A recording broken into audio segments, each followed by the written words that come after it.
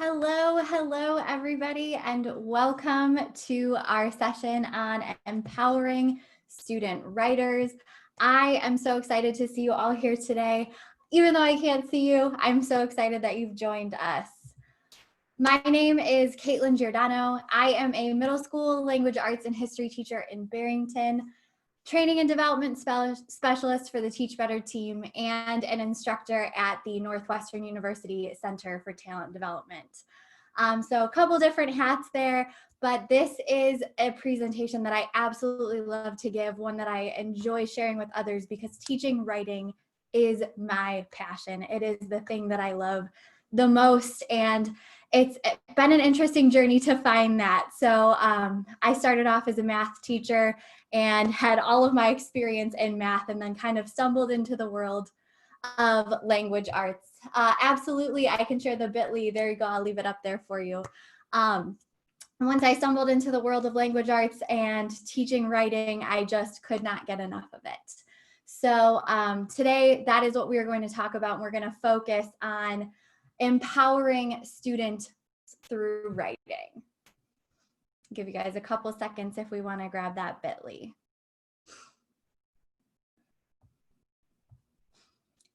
Practicing that wait time that we're all getting very good at. All right. So I'm just curious to see who is here today.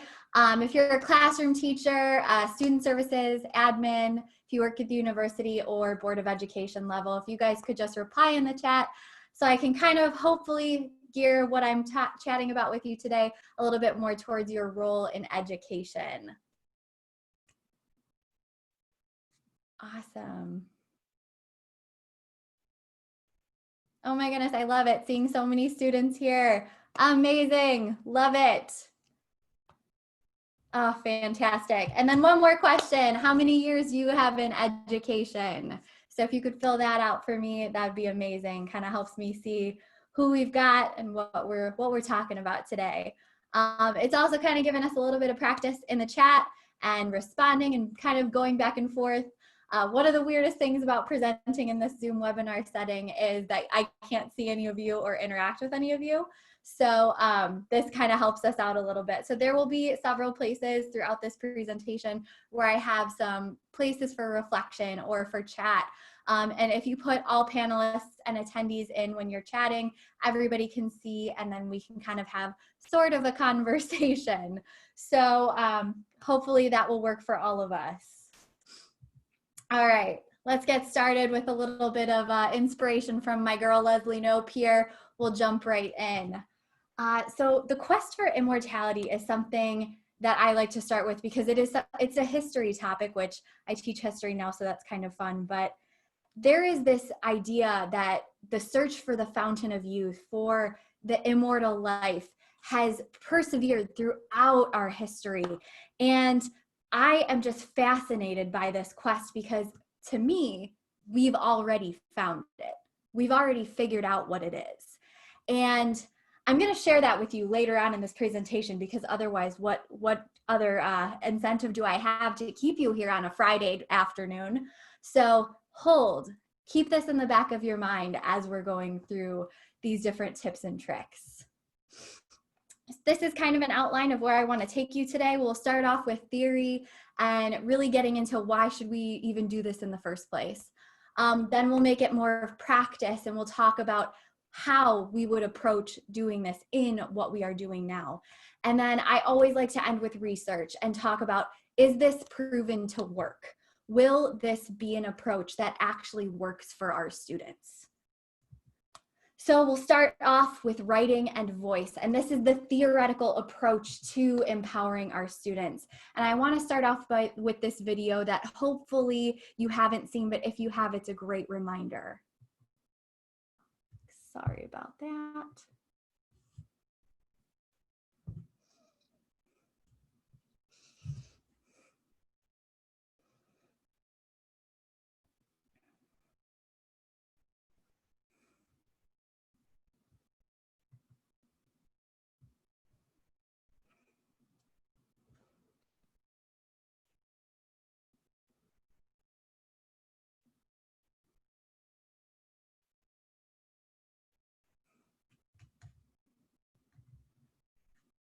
Oh no, I'm so sorry. Normally when I screen share, it shares my sound too. So, okay, hold on just a second.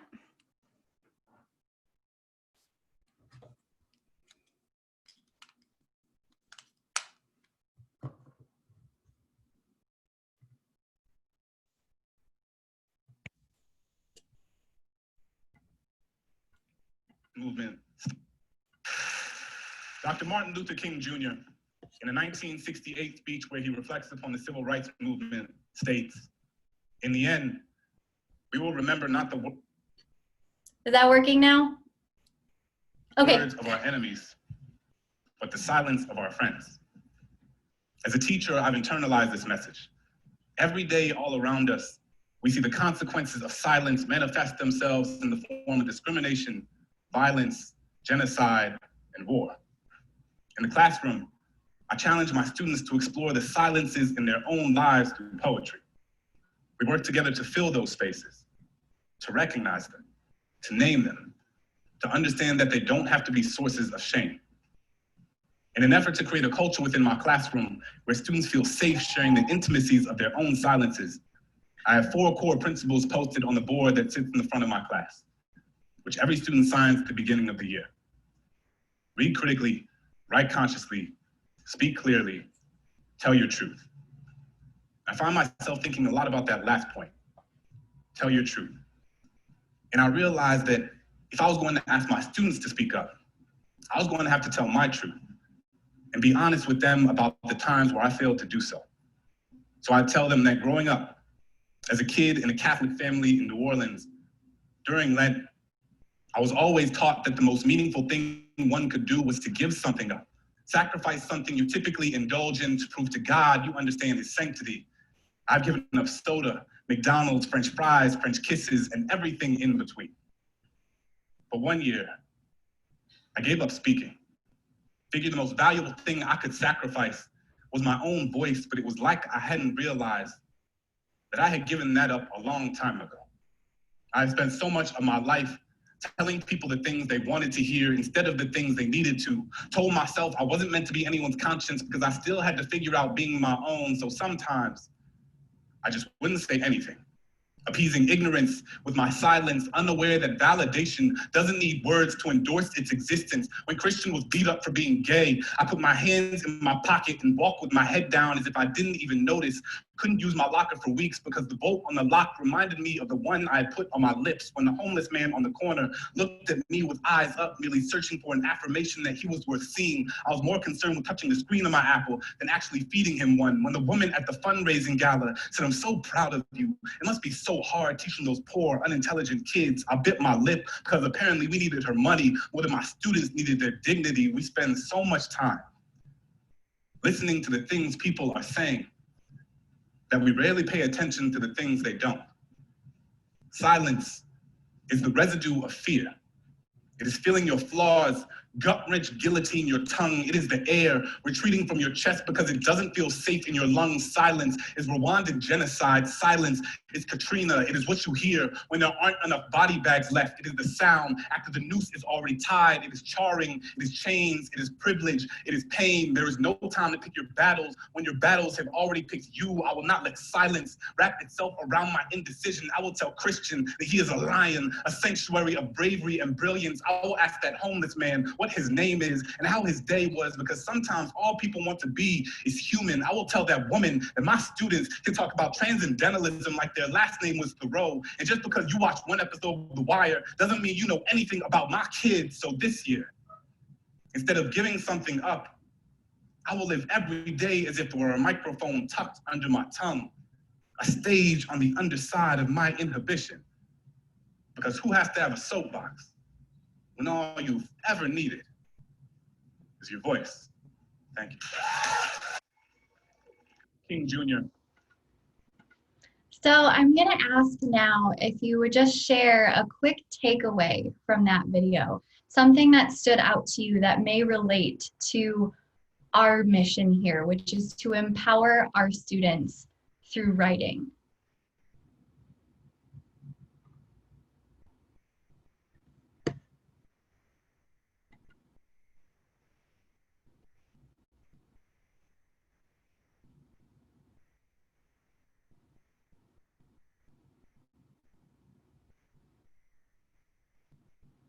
It's one of my favorite videos to show my students as well at the beginning of the year, to show them that their voices matter and that silence can be so detrimental, and that we have ways of sharing what we believe and what we feel that aren't always speaking, but that are so meaningful and powerful.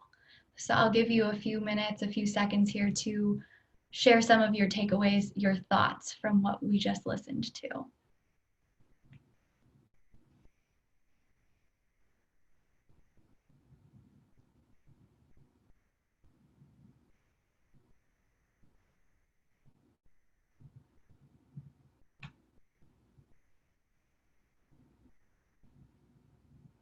Brandon, I love that thought. It's very true.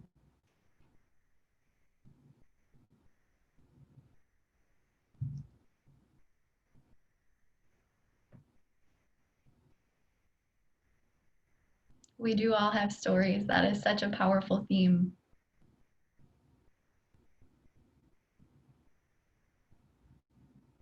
Katelynn, I love that. Absolutely. Raise up others' voices. Beautiful sentiment. All right. About a minute here, so I'm going to go ahead and move on. Please feel free to continue sharing.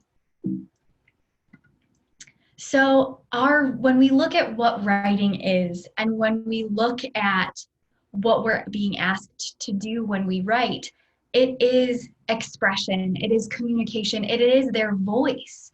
And it's important to ask ourselves, are we encouraging our students in our writing classrooms to tell their truths? Are we helping them to use their voices and giving them space to do that? Or are we continuing to perpetuate silence? And these are the questions that can start to change your practice or can inspire you to approach the teaching of writing in a different way. Because when we come to it, we have to think about what writing is. And what writing is a mode of expression. It is a means of communication, and it is an extension of our voices. We put it into writing, and there it is. It exists in black and white in front of our faces to be consumed by readers and audiences all over. And we need to take this and use it as the powerful tool that it is in our classrooms. We have to teach our students to be writers instead of just people who write. And I like to make the distinction between these two things. This is a very common theme in the work and the writing that I have done, because when we write for school, when we think of academic writing, when we think of the 5-paragraph essay, that formulaic approach,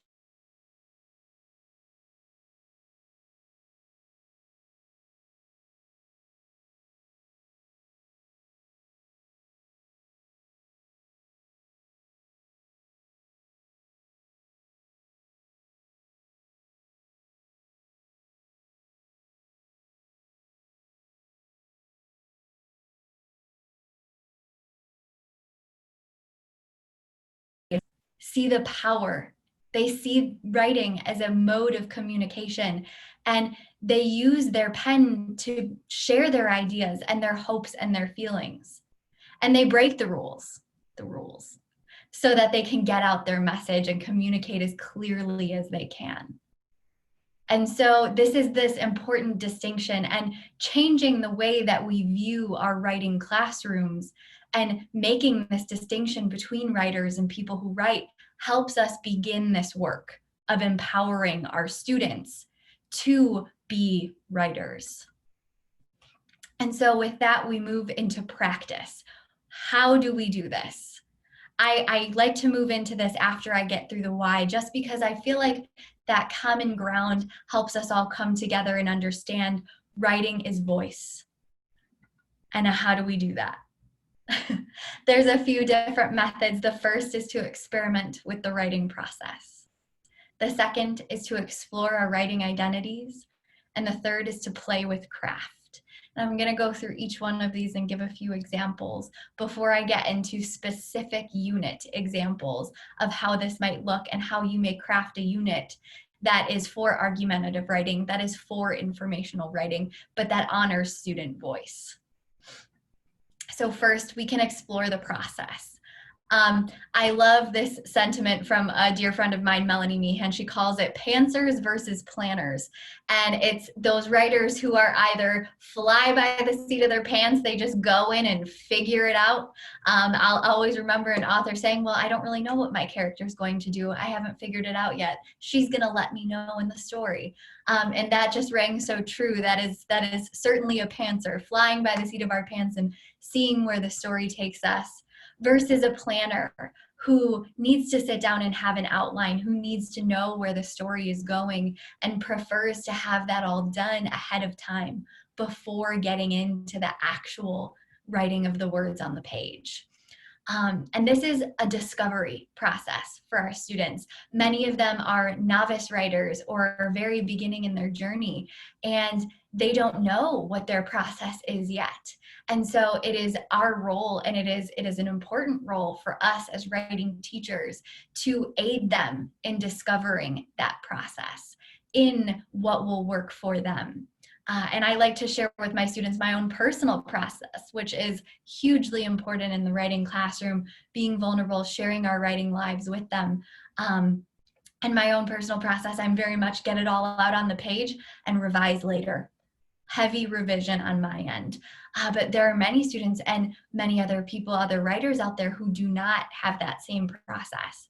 And so a very helpful blog post that actually was written while I was preparing this presentation, couldn't have worked out better, on the Two Writing Teachers blog is called Honoring Individual Writing Processes. And it shows visuals, so having students map out what their process might look like. And that is a live link, so if you did go to the PDF, you should be able to open up that post and explore. I highly recommend it. It does a great job of showing what the different processes can look like and giving a visual, which could be a great activity to do with students to help them see what their process might look like. The second area is identity. And your writing identity can be very personal. And in fact, I would argue that it is always incredibly personal. And this is inspired by Pernille Rips' Who Are You as a Writer? And this is actually her survey that I've included a screenshot of right here. And a link to it as well. But this is something that I use as the theme of my 6th grade writing English course every year. Our theme is to discover who we are as readers and who we are as writers. And we start the year off by really discovering and figuring out what it is that we love about writing and what it is that we hate. And I oftentimes have students go, you want me to talk about or write about why I hate writing? Like, yes, please tell me everything. And it tends to be those pieces from the students who hate it that use so much of the wonderful writing skills that they have that I'm always blown away that they hate it. And the common theme among students that find that they hate writing is that they feel they've been put into a box and they don't have the freedom to express and to play and to discover themselves as writers in a writing classroom. And so I found that this exercise, especially at the beginning of the year, is incredibly powerful for students. And it can be modified very easily. This year, for example, with distance learning, I did it as a Google form and had my students fill it out. And then we went through and did a project where each of the students shared what they discovered about their writing identity as a one-word hashtag. And we put it all together on a Jamboard, and it ended up being a really cool way to build a community, but also to start our course off with that theme and really jump into it right away. The third area is craft. And as we all know, writer's craft is where the fun is. This is where we can experiment and where we can play. I know teaching secondary dramatic play is such a huge component of those primary grades, but we can bring it through into the writing classroom as we get into craft and as we explore what things may sound like or what ways we can bring a story and make it come alive.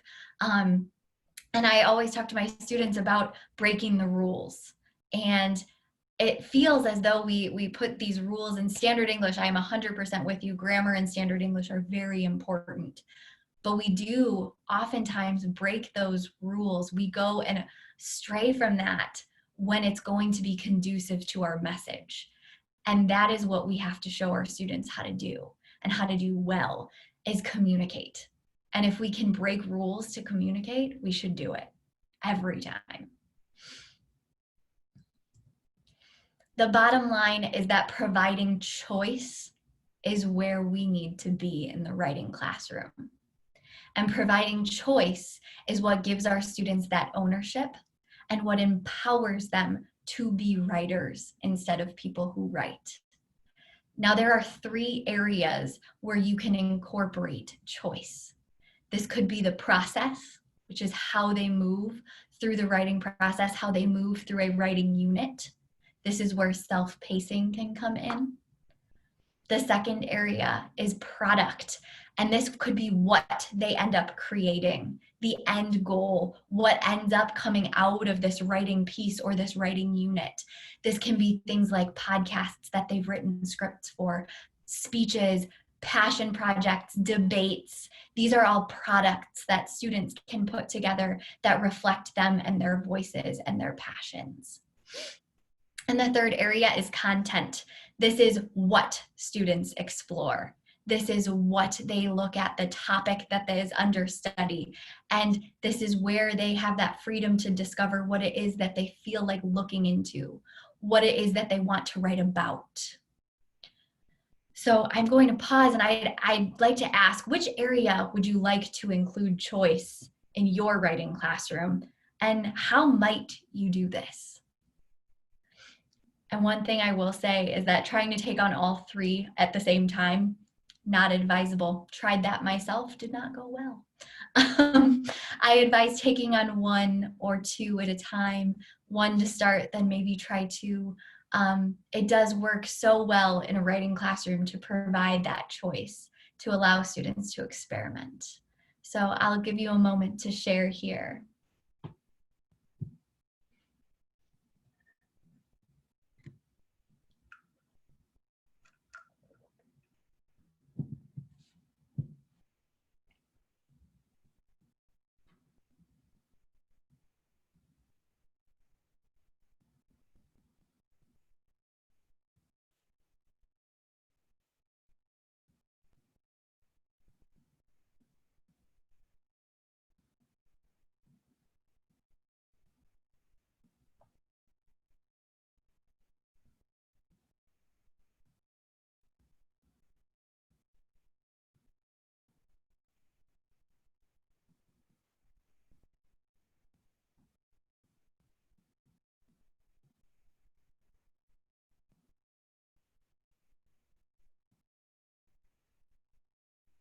And I love that idea.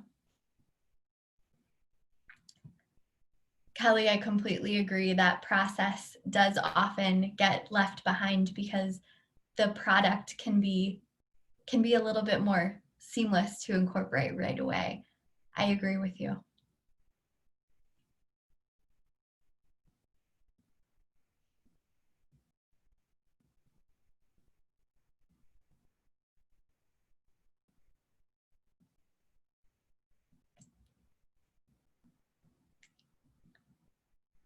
All right, I'm going to give about 1 more minute for this.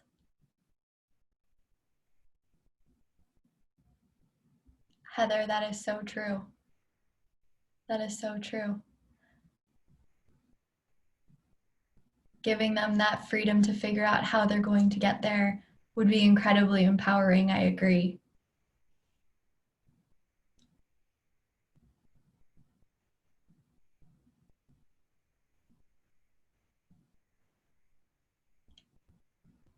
Darlene, yes, allow them to choose that product. It gives them the freedom to play to their strengths most often too. So you not only get to see them shine, but you get to see them share a piece of their personality as well. I love that idea. All right, I'm going to continue. Thank you for sharing. Choice is by nature empowering because it increases the ownership. If a student chooses something, it is theirs, and they then value it more. And when students see the value of writing, they begin to see it as a way to share their voices, a way to communicate, and a way to affect change. And then they do that, which is the great part. Specifically in middle school, you see students explore and find that I can do things with this. I can share this with someone, and I could have an audience that would read this. And that to me is such a powerful realization, because that's when they see it. That's that light bulb moment when they know. So now I would like to just give a few ideas for sample units that I have taught that are very much empowering for my students. And I've organized them by genre because I know that is typically how we organize our writing classrooms. So first is the argumentative unit. This is argumentative writing. We do research-backed argumentative pieces. And I call this the Historical Heroes Project. And it's similar to what you described in the chat. So I liked to see that response because it was very similar to this. Students here have choice in content and in process. So this is a self-paced unit that students work through. They're provided with tasks that they need to complete, mini lessons that they may or may not need depending on their level of comfort. So that's their freedom of process there. And then content, because they get to choose a historical figure that they would like to explore. And in their explorations, we are in tandem discovering what it means to be a hero. And we as a class discuss what heroism is and what makes someone heroic. And then students write an argumentative piece about whether or not their historical figure should be considered a hero. So we've got skills in there of research, we've got argumentative writing, and we've got students writing about history, which is phenomenal. But the thing that I've loved about this project is I used to do this essay with one historical figure that every student wrote about. We all wrote about Christopher Columbus, and we all wrote about how he was not a great guy. And that was because the sources that they were provided all came from one place, so they all shared the same information. And they all wrote it the very same way. When I changed this unit, I saw my students exploring topics that they were very passionate about. I've had students write about Thomas Jefferson, and I've had students write about current figures in the world. They choose someone that they believe is either heroic or not, and then they take it from there. And it's a beautiful thing to see. The second unit that I've done in a very empowering way is narrative. And we really focus here on masterful storytelling. By nature, narratives are a personal thing. Most of the time we do memoir. I did open it up and allowed my students to write fiction one year, and it was glorious. They were very creative. I got to see a lot of writing skill take place in writing fiction. And we chose the product. So students, I had them creating podcasts to tell stories. Students were creating videos on iMovie and acting things out. I had someone write a play, and we still made sure that we focused on those narrative components of telling our story, using sensory language, learning about how to weave exposition throughout a story. But the products were an amazing thing to behold.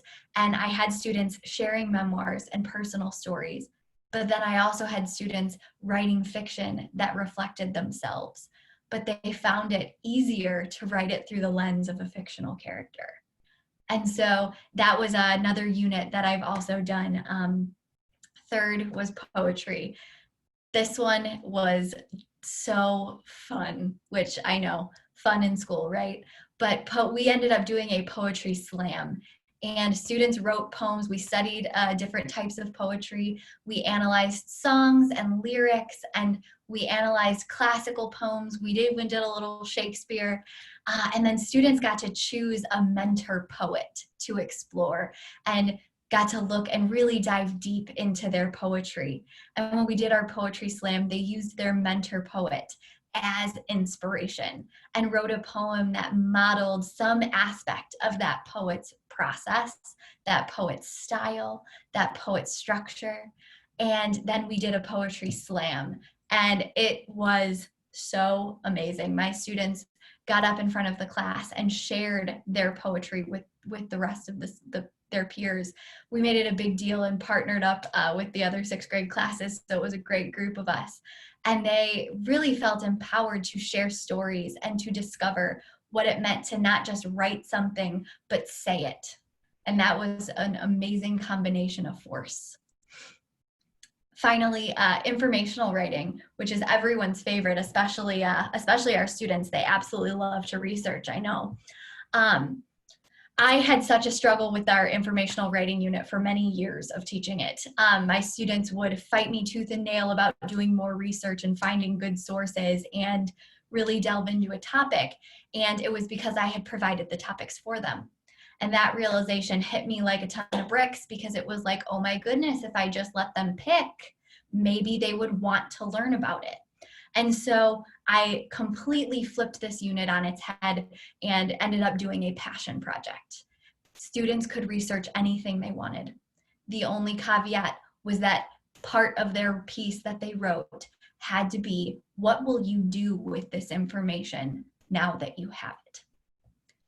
And that caveat is what took it from, I'm going to write an informational piece that I've researched, to I'm going to find something that matters to me.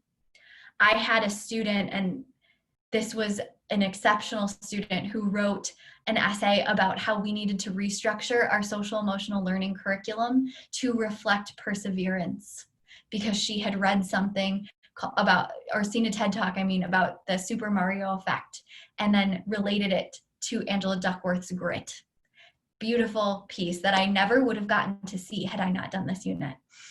And then I have students, this is their first opportunity in the Passion Project to write about something that they pick, that they care about.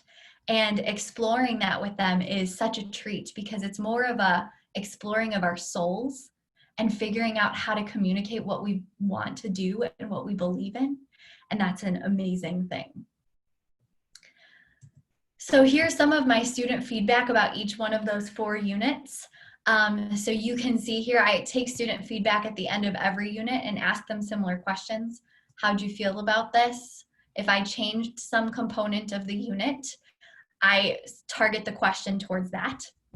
So you can see that some of them are a little bit more generic. How did you feel about this generally? But some of them were, did choosing your own topic help you stay interested? What did you think of choosing your own person for the hero essay? And so you can tell it's overwhelmingly positive. My students, for the most part, really find this powerful. And that is to me the best case I could make for doing this in a classroom.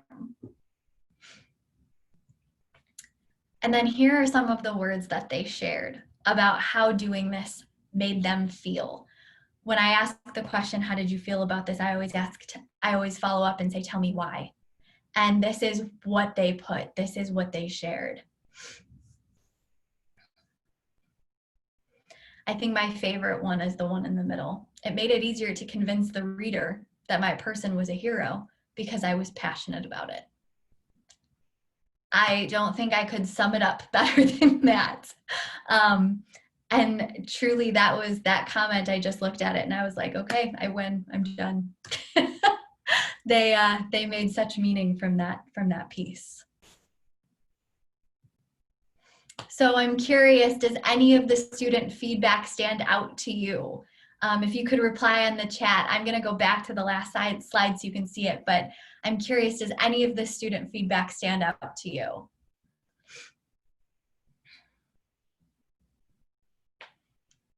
I am a huge proponent of teachers doing their own research in the classroom.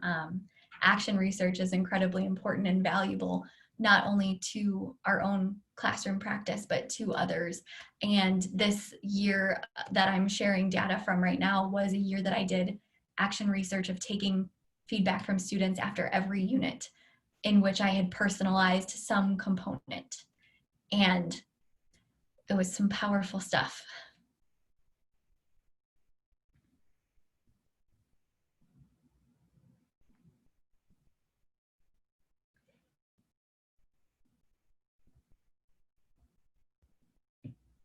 Okay. Okay, I want to make sure that we have enough time to get to the research component of this, so I am going to keep going.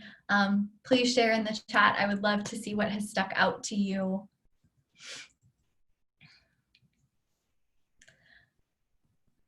But how can you justify doing all this is the question that I always get. What about best practice? Do they actually learn how to write when you let them write about anything that they want? And this is something that I've heard multiple times, and I really believe that there's a ton of research to back it up. And that's, this is where I'm gonna get very nerdy on you all. I love research. So this is my calling. First and foremost, self-determination theory is a theory of motivation, and it discusses intrinsic motivation specifically, which in writing classrooms I feel is incredibly important. Most of our students, especially at the secondary level, do not choose to write if they do not have to. They are not writers, they are people who write. And so self-determination theory of motivation tells us that in order to increase intrinsic motivation, we need to address autonomy, competency, and relatedness. Our students need to feel as though they have a choice and a say in what they are doing.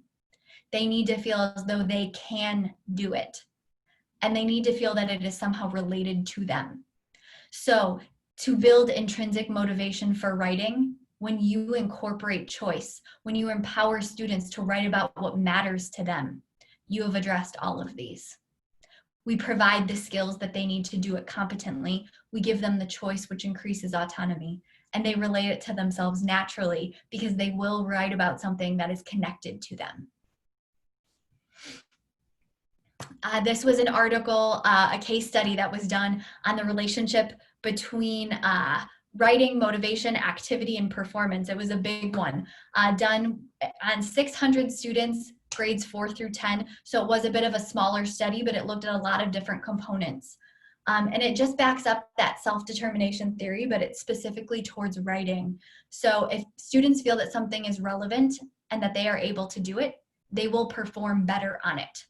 When they choose their product, they will choose something that plays to their strengths, and they will therefore do better with that particular product. This study also found that if you are able to incorporate an authentic purpose and an authentic audience, you are able to increase that joy and that feeling of motivation to write. And then self-efficacy leads to stronger writers. So this finding directly backs up everything that we've discussed today and incorporating more choice into your classroom.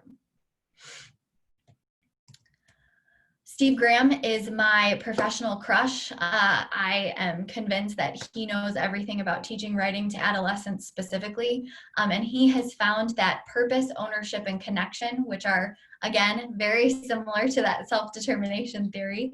He has found that for adolescents specifically, that this will increase their writing instruction and their writing ability when they have that enjoyment, motivation, and interest, when they have ownership over their pieces and their process, and when they are able to connect writing to their real lives.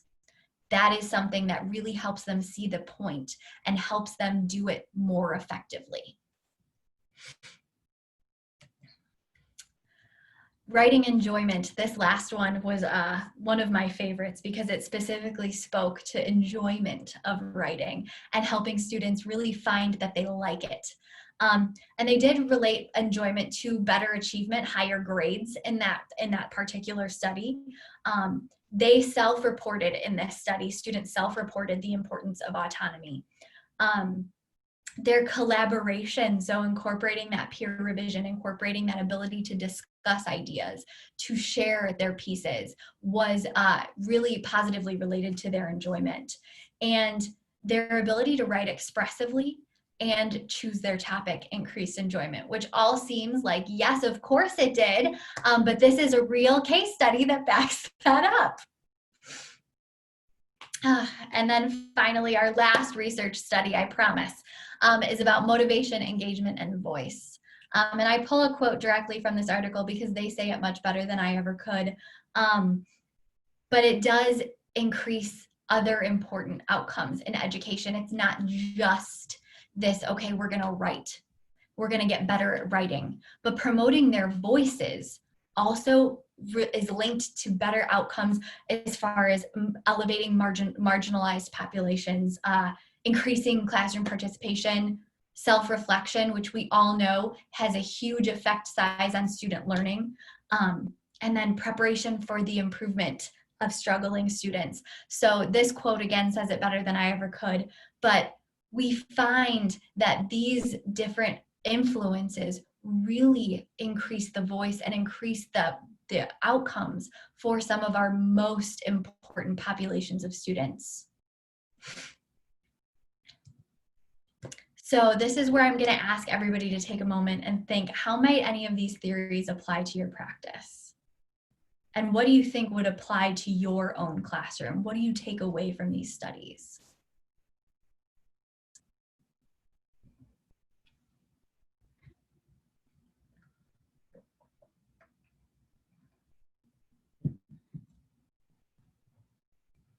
Oh, Katelynn, I just saw your comment right now about teaching important skills like self-pacing.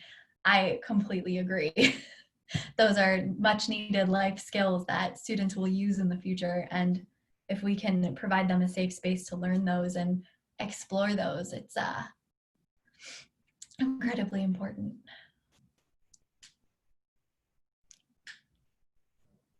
Yes, Heather. Yes, I love it. That was the common theme through every research piece that I found was if students have choice, they will feel empowered. They will find writing to be something that isn't just what we have to do.